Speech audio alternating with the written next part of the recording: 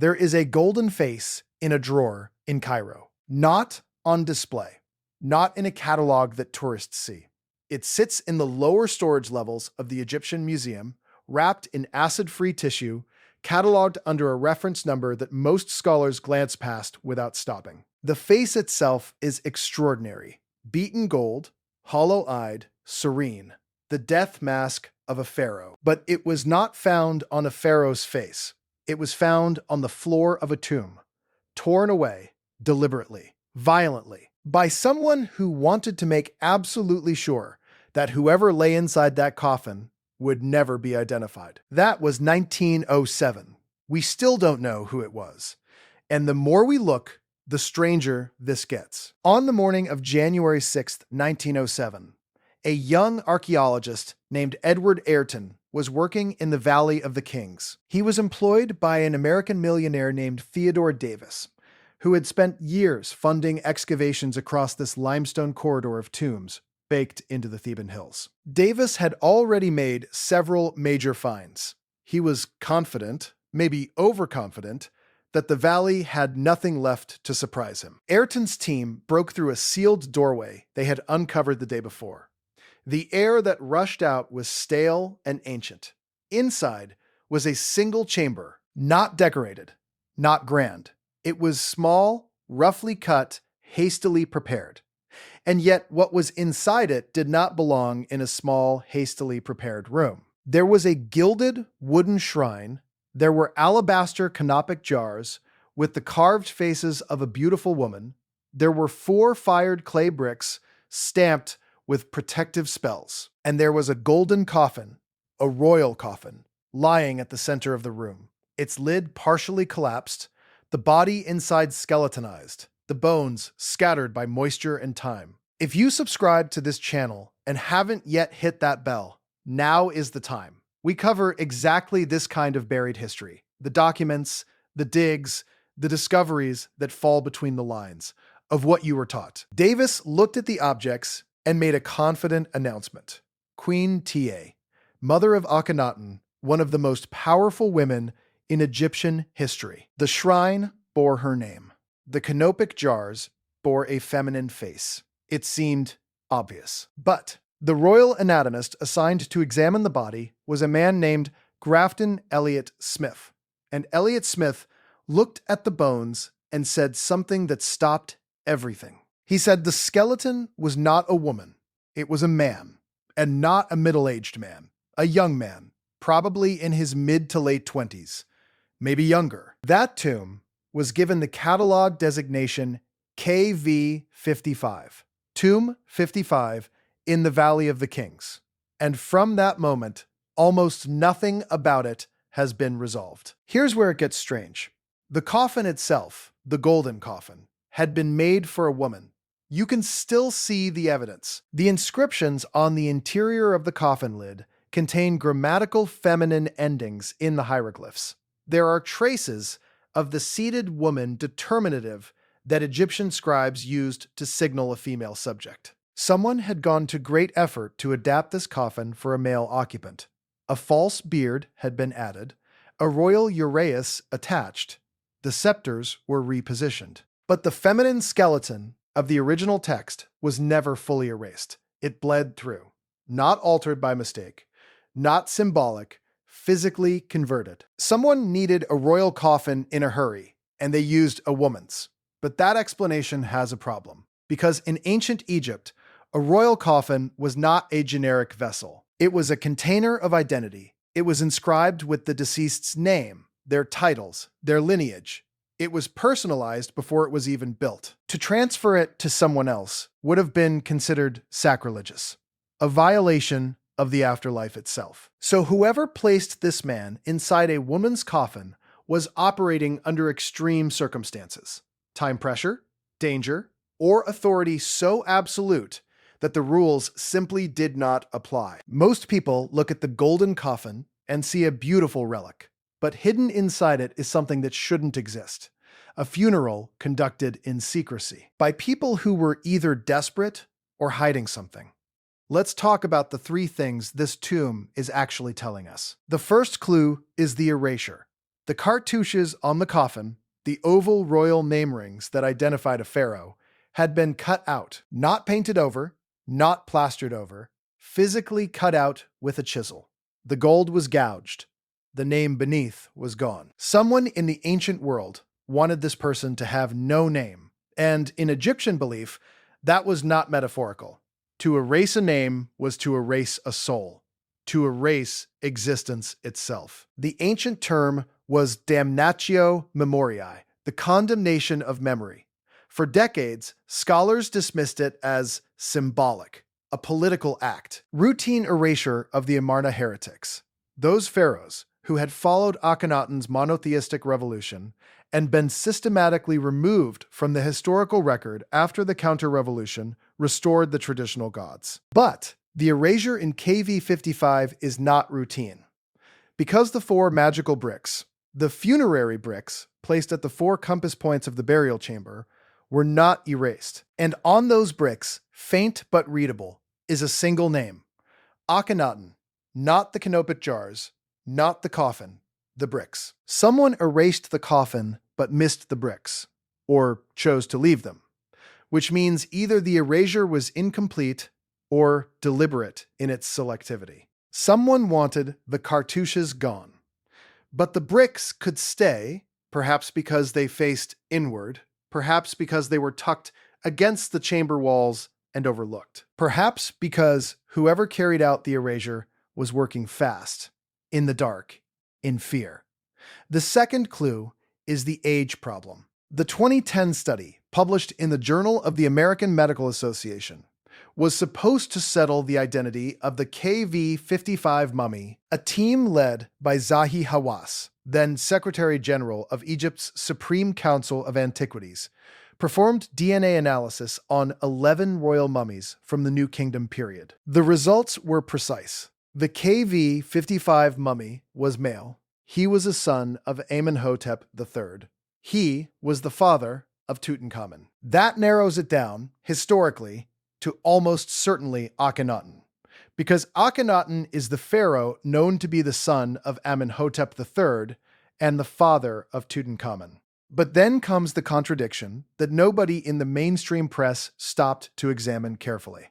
The 2010 study estimated the KV55 mummy's age at death between 35 and 45 years old. But earlier skeletal analyses, including the foundational work by Elliot Smith in 1907 and subsequent examinations in 1966, placed the age at death significantly lower, between 20 and 25 years. In 1966, R.G. Harrison studied the skull and concluded the wisdom teeth had barely erupted.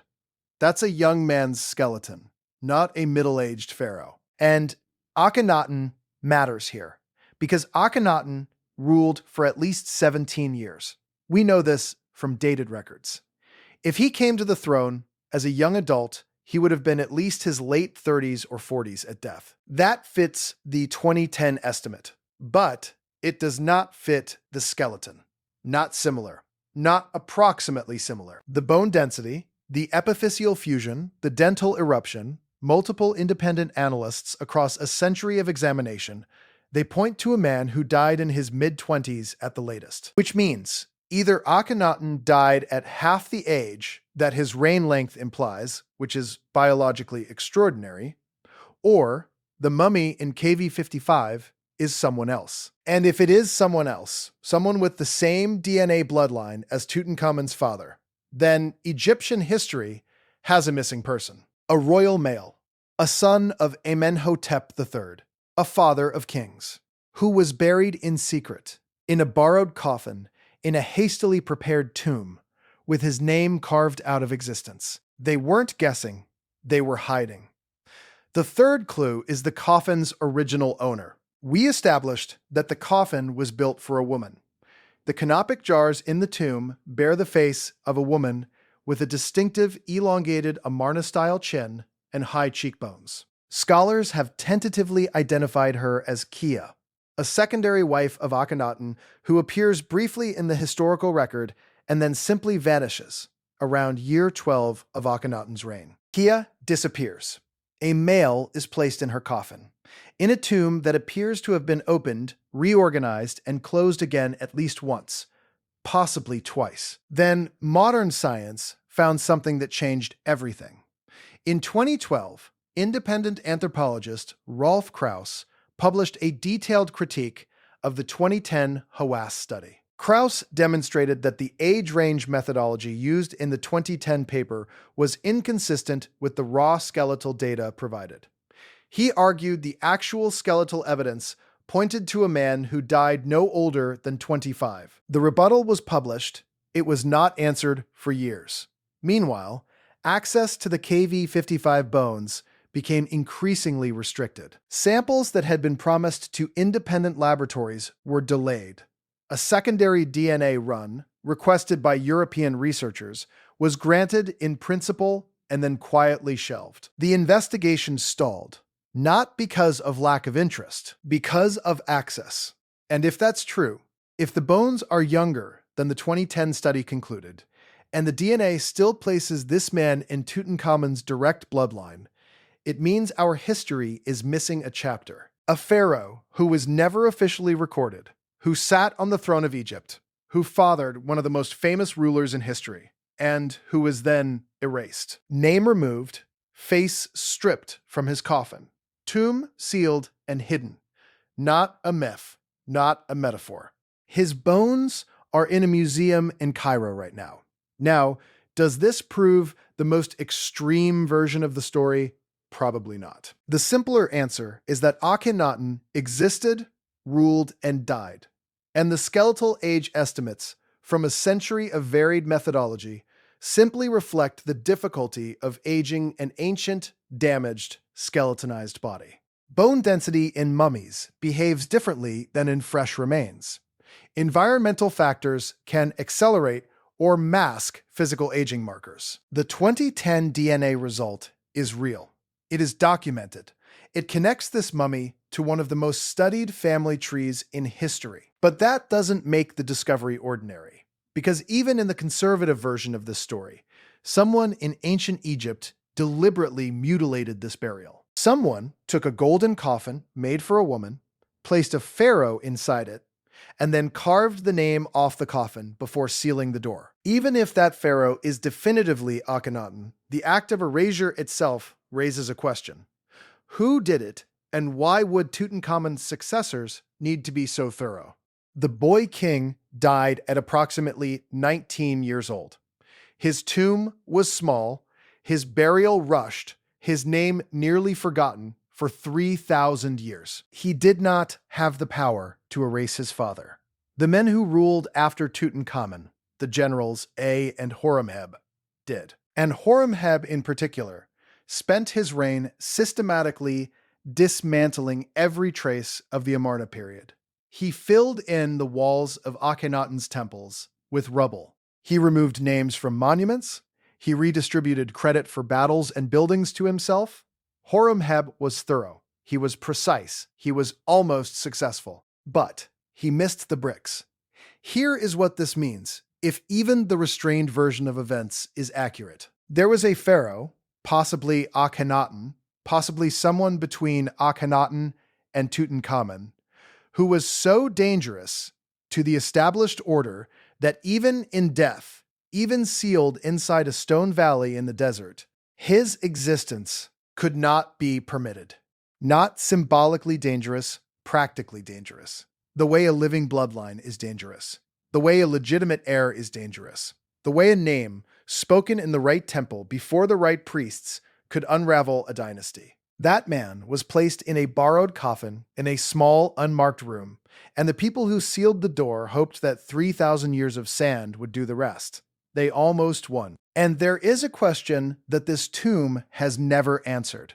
The gold faceplate, the one torn from the lid of the coffin, found on the floor of the chamber, it was not destroyed. It was removed. That is a specific choice. You do not tear a face from a coffin as an act of administration. You tear it as an act of rage, or as an act of preservation. Someone wanted that face. Someone took it with them, and then, at some point, it came back. It ended up in the tomb. lying on the floor, separated from the body it was meant to protect. Why was it returned? Who brought it back? Were they trying to restore something that had been taken? Or were they the ones who took it in the first place and reconsidered? The tomb was sealed, it was mapped, and then it disappeared for 3,000 years. The body inside is still unidentified by complete consensus. The DNA connects him to a royal family, but not to a confirmed individual. The coffin he was placed in belonged to someone else. The name that once lived in the carved-out cartouches is gone. The face that was torn from the lid cannot be matched to any surviving portrait with certainty. The bricks still carry a name, but names in ancient Egypt were weapons as much as labels. They were tools, placed with intention. He is in a museum drawer in Cairo, still nameless, still waiting, still surrounded by the evidence of a crime committed 3,000 years ago by people who thought they had gotten away with it. They hadn't. We just don't know what they were covering up. If this kind of buried history is what you came here for, hit that like button and subscribe, because there are dozens of discoveries like this. One sitting in museum storage, in university archives, in restricted excavation reports, waiting for someone to ask the right question. Our next video goes even deeper into the Amarna period and what the DNA results revealed about a mummy that nobody expected to find in the royal cache. Watch that one next. The answers are stranger than the questions.